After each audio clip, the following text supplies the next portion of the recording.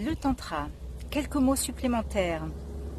Dans une précédente vidéo, je vous ai parlé un tout petit peu du tantra parce que c'est très vaste. Et je vous ai donné un principe du tantra qui était le tantra pour être pleinement vivant. Et bien là, j'ai envie de rajouter que le tantra, c'est aussi pour être pleinement libre, entièrement libre. Alors qu'est-ce que ça veut dire être libre, devenir libre?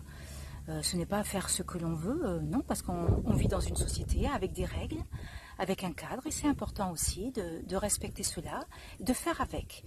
C'est plutôt d'une autre liberté dont je parle, c'est une liberté intérieure.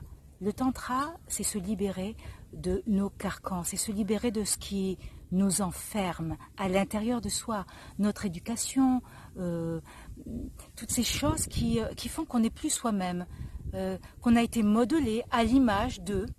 Voilà, le tantra c'est ça, c'est pouvoir enlever ces carcans, se libérer de ces carcans, pour trouver sa vérité profonde, qui l'on est profondément, son authenticité.